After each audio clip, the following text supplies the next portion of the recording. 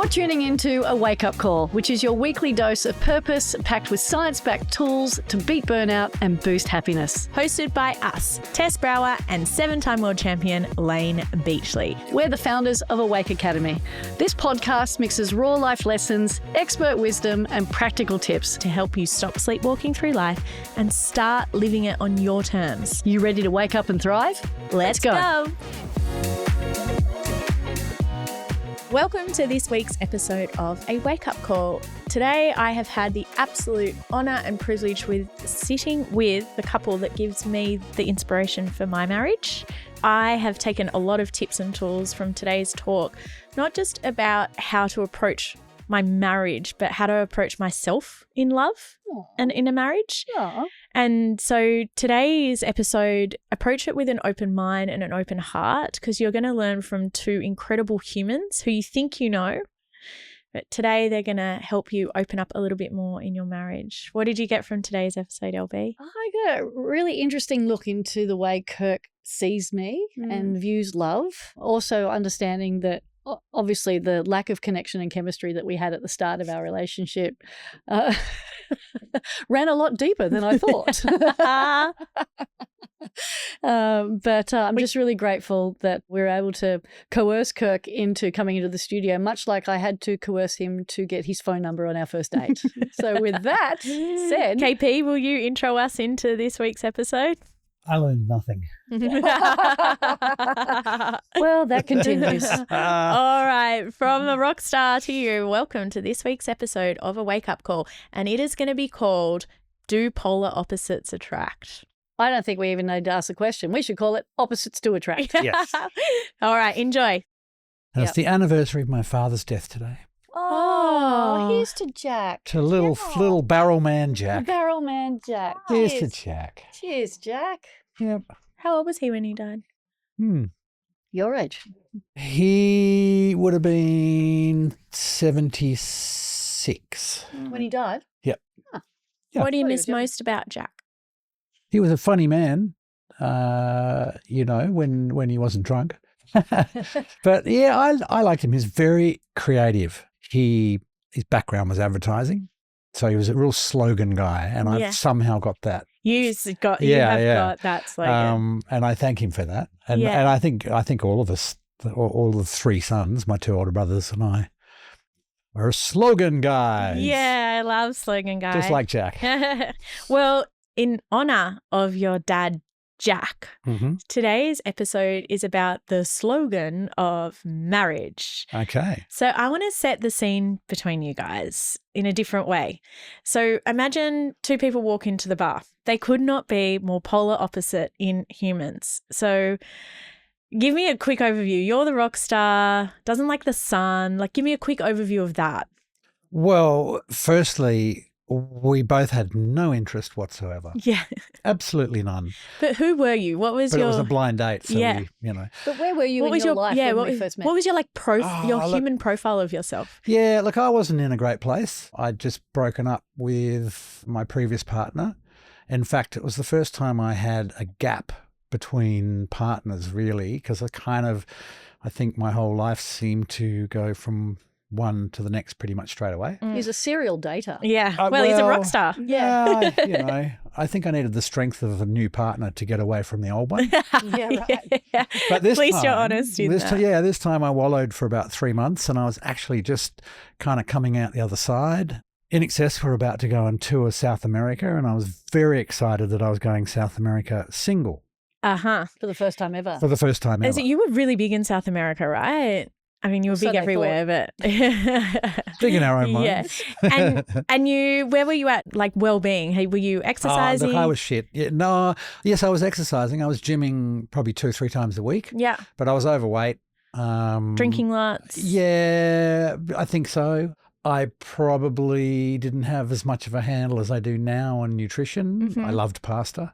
Okay. I did a lot of carbs, I think. Yeah. Not knowing that it wasn't great, Nothing wrong with a little bit of carbs, but I think I did a lot. So, yeah, I was overweight, but I was just sort of coming out the other side because I got dumped, more or less. So I was really quite devastated with that breakup. So I was coming out the other side and starting to sort of feel positive and possibly I may have then got my act together and looked after myself a bit more. But then It's funny that we want the date to make us look good instead of just looking good for ourselves. Yeah. And you don't like the beach either, right? No, well, I mean, the thing with Layne and I really was polar opposites. I was a night guy and Layne was a day girl, and I don't really like the sun, the beach. I love, unicorns and rainbows and rainforests and waterfalls and stuff like that. Night Still clubs. water, not water that you can't Relax in. Well, you can't wee in. Yeah. And you lived in Potts Point, right? So I you were did. in the city. I lived in Potts Point. I had a farm about 2.5 hours south of Sydney, which I frequented a lot. So, yeah, I had a really kind of a great life, I must say. The band were a little bit in limbo. We were kind of recovering from Michael Hutchins's passing, 5 years before that, but we were working towards how do we kind of continue, and working with a guy called John Stevens. So where we actually met that first night was at a corporate gig for Absolute Vodka. Absolute Vodka in the city. And John had asked Layne, and Layne had promised she would approach me, and I ran away as much as I could until she finally cornered me and said, I'm going to call you in a week or two and we're going on a date because I promised John Stevens I would do that. So sure enough, that's what happened. That's how it happened. Okay, LB, quick snapshot. Where were you at physically, mentally? What part of the tour were you on? Okay, so we met in October 2002. 25th. Oh, he's good with dates. Yeah. Very good with dates. Both of you are the elephant of stories. Yes.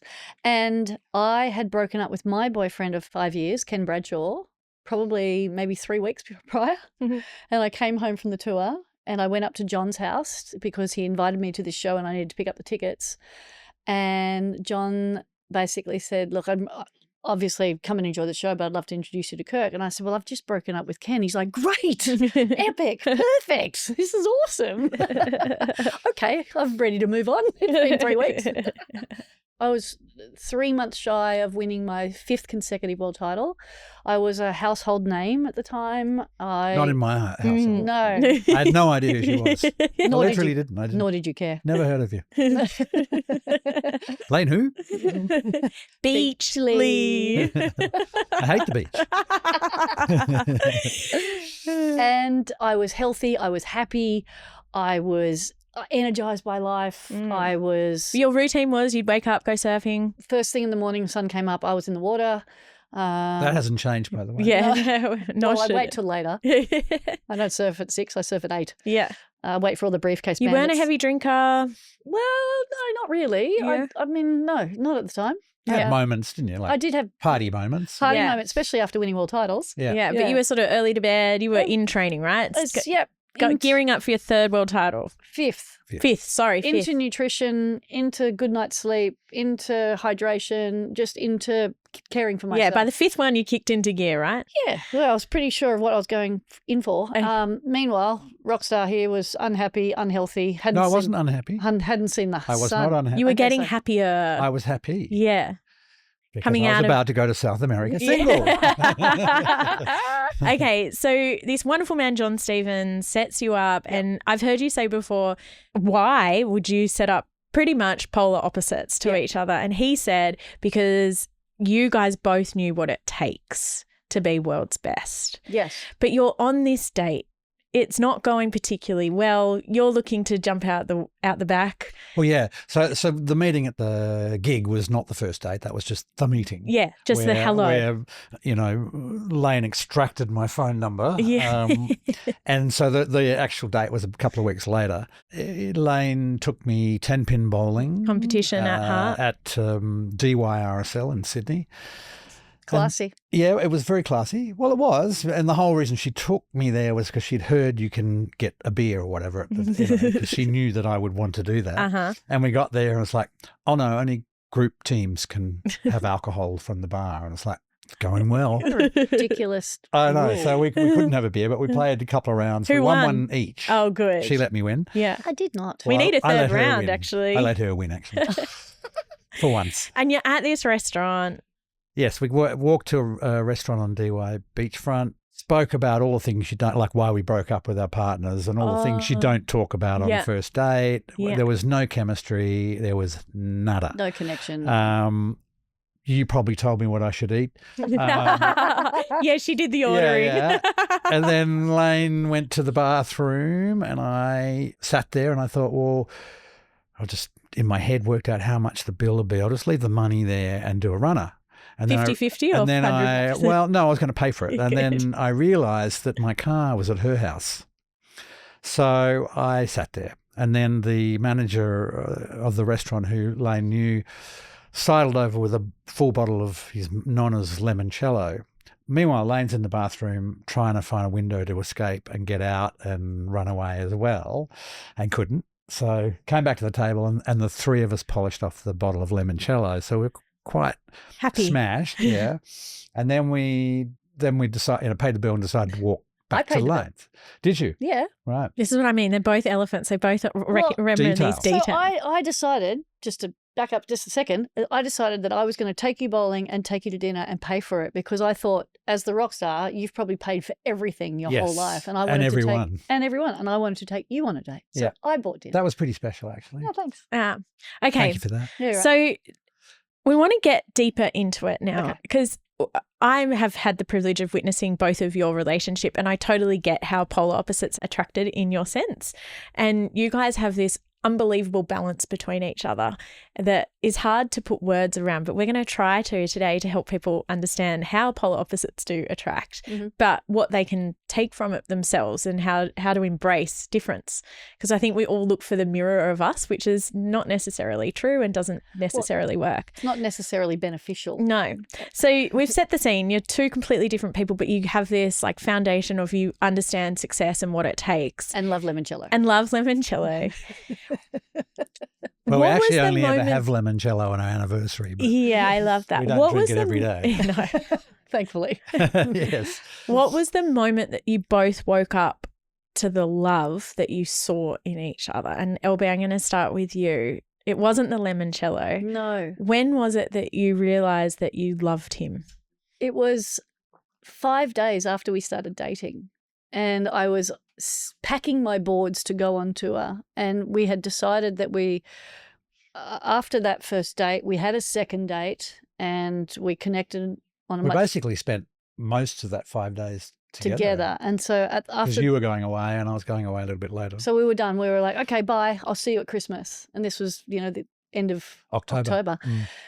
And I was packing my boards, and my assistant and one of my dear friends, Brooke, was sitting on the car watching me pack my boards. And she's like, so what do you like about Kirk? I was like, I love his sense of humour. I love how he makes me laugh. I love that he doesn't take himself so seriously. And then she said, do you miss him? And I was like, actually, I do. I mean, I don't know him that well, but I actually really miss him. And we were being invited to my neighbour's house for dinner that night. And so I went upstairs and I said, any chance I could invite Kirk over for dinner? He's like, sure, because his son was a musician and they were like my surrogate family, my neighbours in the little houses that I lived in. And so Kirk came over. That was the moment that I woke up to the love and affection that I had for him and the love and affection he had for me, because he showed up to a stranger's house. What about you? What was the moment you woke up to the love? Oh, it was years later. Took a long time. It's a pain, Yeah, it's true. I think for me, I wasn't ready. As I said, I was going to South America. I kind of wasn't ready, but I really, really enjoyed the time we had together. I think, very quickly we found common ground on all sorts of things within that first week that we spent together. But then we went away from each other. And so, they say absence makes the heart grow fonder. I think mine kind of it didn't make yours grow waned a little, and I was sort of, by the time I came home at Christmas time, I kind of was like, I don't know, I'm kind of really enjoying being single for the first time in my life, and I wasn't sure. Anyway, so it was kind of a little bit later for me. I mean, I definitely. What made you stay 5 days though, from wanting to pay the bill and running out? What was there something in that you saw or felt?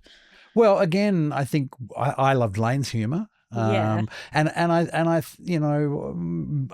independently wealthy. I'd not had a partner that was ever had money. So that was really kind of yeah. Well, it was. It took a big sort of pressure off you having to support me. Yeah, having to, I don't need to go into that, how that happened with prior partners or whatever, but it was a tick, definitely. And then I think the success, I hadn't had a partner that really had achieved anything major like Layne had. Yeah. Not that you cared. Pardon? Not that you cared. I didn't. What, in the past, you mean? No, not that you cared about my success when we first met. Oh, no, I cared, and what I'm saying is I had immense respect for what you had achieved and how, amazing. So once you understood that she was a potentially five-time world champion surfer, then you got the respect. What does it take to be world champion in your eyes, and then in your eyes, and why did you understand that? Well, it was more the whole picture of where Layne was at and where I was at as a celebrity, and all it took to get to where we got to it's the whole thing that I had respect for.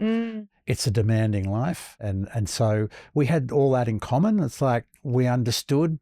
It's like a secret language, isn't it? It's well, it is. Yeah. And if Layne has to go and do something, it's like, okay, no worries, because you know what it's about and why, and it's it's not like, well, why are you doing that? Where are you going? Yeah. So there was a lot of things that really fit.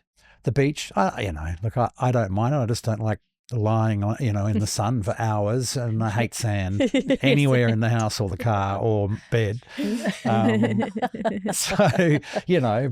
I tolerate it. But so there was a lot of things that I really, really liked. But I think I just perhaps wasn't ready initially. And anyway, Layne persevered. I had my mum, who was obviously widowed, up from Tasmania for Christmas, and was just going to have a kind of a quiet Christmas, I thought. And then Layne decided she wanted to come to my Christmas, and when she got home, and so I thought, oh, okay. From there, the rest is history, But here's the thing. So I invited myself to his ex-partner's house. And I walked into Kirk with a house. Ex-partner. Yeah. House. So I walked into Karen's house, which is the mother of your child, April. Correct. So I walked into this house of women of Kirk's life. His mum, his ex-wife. His daughter. The mother, her best friend, Trish. Yeah. So there was just a household of women. Layne, you are a brave woman. I mean, you've surfed 50-foot waves, so where does this in comparison? Well, I felt that Kirk was edging away. And I had committed myself to, even though, we headed off on our own journeys, and, whatever happens on tour stays on tour, and there's, whatever happened. But whatever happened in South America. Not much, actually, unfortunately. It was more what happened in England. But when we came back together, I was committed to picking up where we left off. And I thought this was going to continue, and I felt Kirk edging away. So I thought, well, you had to reel me in. I did. I had to throw out the net. And you're a woman of extremes. So Christmas with 6 women. Well, it wasn't. It was a pre-Christmas dinner. It was Christmas Eve. That's right. And so I invited myself over there, and fortunately Kirk relented and allowed me to show up. And I'm happy to walk into a room of strangers and go, hey. We do it all the time. Yeah, I do. I do it for a living now. Here I am. And I didn't see it as overwhelming. I saw it as an opportunity to get behind the curtain of Kirk Pengilly and see what happens behind the veil of the rock star, and meet the family. Yeah, it was like Meet the Fockers from the onset. Yeah. Here's the circle. Yeah. And what did you see? I saw a lot of love and a lot of affection and a lot of connection. And, Kirk is a very tender, sensitive, loving, affectionate soul.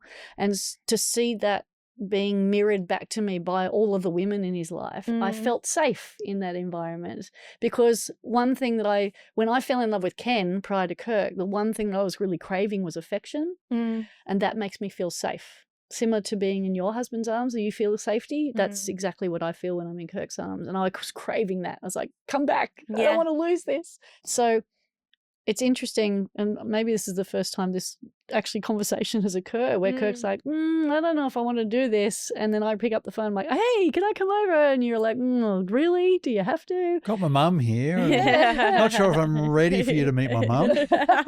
Haven't seen you for 3 months. Yeah. So why did you let me come? Because you're really pushy. No, I don't know. I just thought, okay, So what broke down the barrier? Because you obviously weren't interested even 3 months later. Yeah, look, I don't think I felt pressured or anything. I thought, well, why not? I mean, we did have fun that week, and we'll just see how we both feel from here, and let's go for it. So that's kind of what happened, and yeah, we just started hanging out again, and Then we got chased by the paparazzi. Yeah. That was fun. Like that all was normal fun. couples do. So you're really thrown into the baptism of fire, and love is electric. It still is electric between you both, and the way you look after each other. I remember being at your house, and you guys would leave little love notes to each other everywhere. And on my list of a partner that I wanted, I said to you that was going to be one of my number one signs is those little love notes. Yeah. And I did find a partner who did that. How do you guys, so you've been married for 15 years, you're together for how long? 23 years. 23 years. How do you keep it electric in the mundane? Well, I think there's a whole lot of reasons. Certainly the humour, but I think, we kind of have separate lives in a way. We have separate sort of career. Well, I don't have much of a career anymore. I'm retired, but we have separate careers. You will never retire as a rock star, okay? We have separate wealth. We pull our wealth for the things that we pull, but we both have completely separate financial lives. We have separate hobbies, separate things. So things that we do apart and things that we love doing together, and understanding the dynamic between those two and making sure that they blend. So we maintain that connection, but we still maintain our independence. What are your top 3 blends? Top 3 blends. Yeah. What are the 3 things you love doing with each other? I'll be interested to hear. Is there anything? Look, I think we enjoy. We just enjoy hanging out. Travel. We enjoy traveling. Food, and that's really important. Yeah. Bike rides. There's all sorts of things, just normal stuff, really. I love being around you guys. The laughter and the joy that you give each other is something that I look up to or admire. Is like you never take life seriously together, even in the serious moments. Yeah, you're probably right. I mean, occasionally there's serious moments when I've been naughty or something. Yeah. But when you turn into a recalcitrant child. Yeah. Yes, there are those moments. I don't even know what that means. That's good, right? Google it. One of the things that's really important to me is I'm one of my love language thingies is touch. Absolutely. For me, there is nothing better than nude cuddles in bed. And His favourite thing. So that's really important, and I get a lot of that. Yeah. And LV, you weren't much of a toucher though, right? No, I in my early years, as an adoptee, I had a fear of affection and a fear of being. There's a lot of training to get that. Yeah, it was a lot. That's what you spent the first 5 days doing, right? Yeah. Well, the first night we slept together, Layne put pillows down the middle of the bed. I do not recall that. I know. And then I woke up and she wasn't there, and I thought, oh, great, there's the morning cuddles gone. And so this is going to be good, isn't it? She's off surfing. And Did you put the pillows there to pretend that there was a body there so you could go surfing? Maybe, yeah. Yeah, that's what I do when I put Benji to bed. I put pillows there so he thinks that I'm still there. Right. But they know. Yep. Okay. Possibly. Yeah. All right. So just winding back into these polar opposites. KP, you have adopted a pretty healthy lifestyle now. I would say you're coming up to your optimal health. You look incredible for your age. You get younger and younger every year. I don't know how, but it's a curious case of Kirk Pengilly. Yeah, it is a curious case of Kirk Pengilly. So you're a rock star, drinking, going out at night out, all the rest of it. You meet this 5 times world champ at this point now. How did you change, and how did you not resist entering into the healthy version of you and Yeah. you embraced it. Like, what was that tension like for you? Okay, well, you're painting a very generalised picture. I am. I wasn't, getting smashed every night, some nights. But look, I there was an element of me that was very healthy. My doctor, since the mid to late 80s, is a naturopath. So I was very aware of aspects of keeping healthy, and he Probably why you're still alive today, right? he was very, and still is, a big part of my health and all that sort of thing. It was more probably nutritionally. I mean, I ate well. I did cook a lot, and I didn't, it wasn't packaged meals and all that sort of stuff. So I just probably chose some of the wrong things and all that sort of thing. So it wasn't like I was this slob of iniquity. I mean, we're still learning. Yeah. What is right to eat, and I mean, Layne's on a different path at the moment. We've been on the same path for many years with the 5-2 diet, where she stopped doing that now, whereas I'm actually exploring proper fasting. Like 36 hours. Like 36 hours, and then like I haven't eaten anything since dinner yesterday, and oh, so that's why you like that. Yeah. Okay. so I'm What exploring. It's and then obviously new things get discovered, and there's once upon a time eggs were bad, now eggs are good. It's so you know what I mean. It's do. It's a constant journey and a constant learning, and we both explore that. And I love both of you, how you support each other in that well-being and growth. We have a lot of people that we work with, like in the awake sense, that one couple's on one train and the other one is like totally different scale, and they're trying to call each other up or across, but you guys just stay in LA. Yeah, well, my daughter's in that situation. She's vegetarian, almost vegan, and her now new husband will eat anything. And so they literally, they've only recently moved in together. They just got married, but they've moved in together, I don't know, maybe a year ago, 6 months ago. So they actually cook separately. Oh, wow. in the house, whereas, I'll adjust my meal to what Layne wants, but then I eat out a lot, and that's when I'll have a steak and that sort of thing. Whereas at home, because Layne doesn't eat red meat and stuff like that. So we work together on it all. Yeah. And it works, The word that comes to mind is like you cohabit together really well. Like it's like you've got this flow that works by embracing each other's differences or challenges or... Well, the first question every morning is, okay, it's what meals are you home for today? And I start planning. Yeah. KP, it's something that we've written about in the book. We talk about it in our courses. Layne has been on stage and asked about it many times, about the time that she was really burnt out. Yep. And you called her up on it. Yes. And you said to her... Well, we had many, many, many conversations over time where, Layne would burn out and I would try and help with time management. Not very good over here. And also didn't know how to say no a lot of times. But I think it came to a head, and we were having, quite a serious discussion. And I said, why do I always get the broken Layne? Because she would go off and do a whole lot of things, for however long it was, days, weeks, whatever.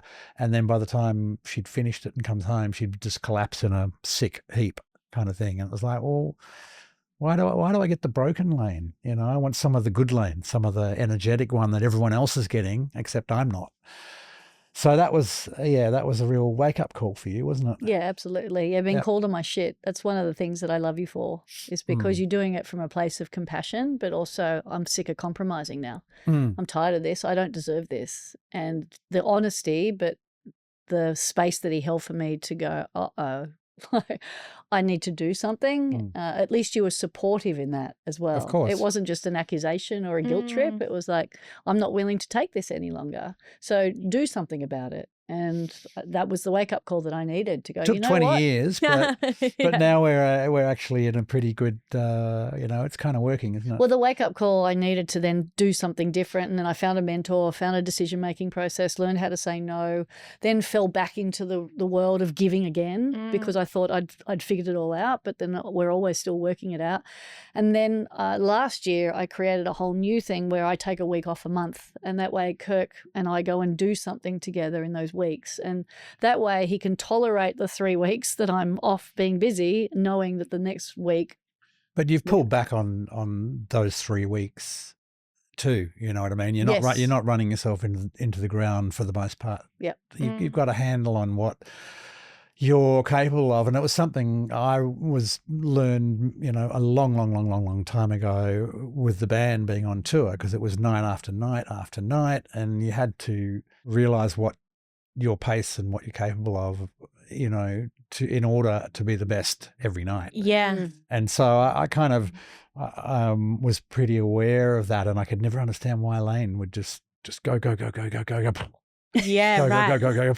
Yeah. And again, it is a time management thing, and it is time management's energy management. And I managed it very poorly. KP, how, sometimes when I have a big day today, or even just with the kids, and I get into bed, I'm like down regulating is a hard challenge, which is why people and I would sometimes you'd go to social media or Netflix or whatever. How did you down regulate after you've just performed to 100,000, 500,000 people? Yeah.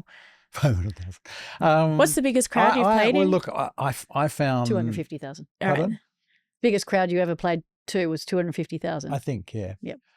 Because again, often, we would do a show. There might be something afterwards that we have to attend, or it might be a couple of drinks in the bar or whatever, and I would always be aware of what time was checkout the next day, and I would go, okay, well, that's my cutoff point, if I want to get some good rest. But often I actually took solace in a bit of television, get to my room, watch some mindless television, and it would just take all the adrenaline and everything out. Yeah. And then I go to sleep. Yeah.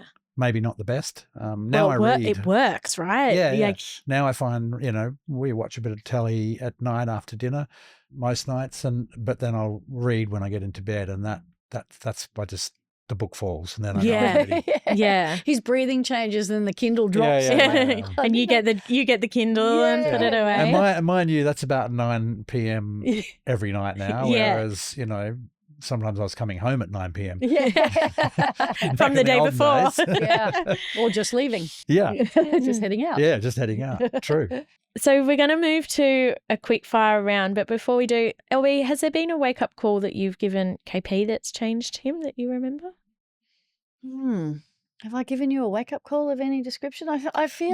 No ultimatums or anything? Nope. Not of that profound... No. Not of the profound, why do I always get the broken lane? I think because he's 14 years older than me too, he's got a level of maturity and life experience and understanding of, his capabilities and better. He's really good at establishing boundaries. And so I haven't really had to give you too many kind of wake-up calls. You have. When I did drink a lot more than I used to, and you used to point that out very much the next day. Do you remember doing this? And I'm like, what did I do? I did have to do a David Hasselhoff moment once. What was that? Well, what is a David Hasselhoff? Get the life. There was the David Hasselhoff video where his kids filmed him eating the hamburger when he was smashed. Yeah. And I did a David Hasselhoff moment where we were at an event here in the city. Did a few, and it was up at the Hilton, and we're getting the ferry home, and I literally had to hold your shoulders and walk you to the ferry, and you were square dancing all the way through the city. Dancing. Got you to the ferry, you sat down and you fell asleep. And I took a photo of you asleep on the ferry. Snoring, dribble. And gave that to you the next day. Take this, humble pie. Well, look, because as we know, our memories... We're in the public. And, but our memories aren't that reliable. What you experienced and what you remember is very different to my experience and my memory of it. Especially when drinking. Especially when drinking. So I thought, let's just snap. Like instead of me judging it and criticizing it, I just want you to have a look at yourself. Have a look in the mirror. And choose. Now choose. Because you were really good. You were really healthy and you were really happy, but you were just annihilating yourself. Sometimes I just didn't know when to stop. No. Yeah, exactly. Imagine if social media was around when you were touring and when you were on tour, hey? No. Definitely, I'd still be in jail. You'd still be on the ferry asleep. Yeah. Okay, super quick fire round. Do you have a favourite memory from your 15 years together? Just name a holiday or very quickly. My favourite memory is nudging, maybe pushing a little bit Kirk to perform on his own because he's a part of a six-piece and he didn't have the confidence to do it. And we were at a primary school in Sunset Beach in Hawaii, and one of the kids asked Kirk to play, and he got up, sat on the Swiss ball at the front of the room and started strumming, playing Never Tear Us Apart. And that broke the ice for me. I was like, he can do this. I know he can do this. Well, to a bunch of little 10-year-olds. Yeah, but they wouldn't know. And now it's evolved to us. I have no idea what they've just witnessed. Exactly. But now it's evolved to us sharing the stage together. Kirk that. playing songs and Nan singing at his daughter's beautiful wedding. How beautiful. Okay, one relationship lesson you wish you learnt 15 years earlier. Probably patience. LB? Can I answer Because this? Layne's quite often late. Can I answer this on your behalf? Yeah. The lesson I wish you had learned 15 years ago was that I am not you. Because Kirk is very structured and, does things in a certain way, and I don't do it that way, and it frustrates the hell out of him. Yeah, it does. And I have to keep reminding him, I am not you. I still haven't learnt it. I don't do things the way you do them. No, yeah, that's a good point. I probably wished I was more aware that we're all different. I mean, I know we are, but I just was trying to help. Yeah, stop trying to fix me. And trying to, get some kind of management time. I'll deal with that shit when I'm ready. All right. And last one together, and I'm going to go to you first. Yes. What do you love most about this beautiful man? His sense of humour, his sensitivity, and his hugs. What do you love about me the most, KP? Pretty similar. But I also love and admire the amount of energy you have into putting into helping other people. It's a real inspiration. I nicknamed her Little Baby Jesus because she just wants to go and help everyone. Yeah. LBJ. Yeah, we call her out on it too. It's another wake up. Yeah. So I love and admire that, and it's inspired me. Layne's inspired me many times for all sorts of different things, going out of my box and out of my comfort zone because Layne does that all the time. And what do you wish most for each other in the next 15 years? That we're both alive, especially me, and that, we just get to continue enjoying. We have an amazing life, both of us separately and together. And so, I just hope that continues. I wish for connection. Yeah. Maintain the strength of our connection. I'm sure we will. Yeah. Well, I want to honour you both. You put yourself in the public eye by default, not design. And separately, you were both incredibly compassionate. Like, you're the most humble celebrities I've ever met and worked with. And when I see you in the streets and people always want photos or tell you where they've met you or so-and-so knows you, it happens so much, and you just meet everyone with so much grace and compassion. And I just want to honour you in that because it takes so much love of humanity to do that. And you don't see yourselves as anything different to anyone else, even though you're one of the biggest rock stars of all time. You're the most successful surfer of all time. And I see you guys every day, and I trust that this episode will help others see you beyond the labels, beyond the success, and just see your heart and your love for each other. So thank you. Oh, you beautiful for giving that to us. So thank you, Tess. On that note, that's us for today. We trust you've had a wake-up call in love and you get to see true long-term love, and it's something that I definitely aspire to be in my marriage. So from us to you, please take these tools, love, connection, growth, and ultimately, don't they just have so much respect for each other and each other's lives? So thank you.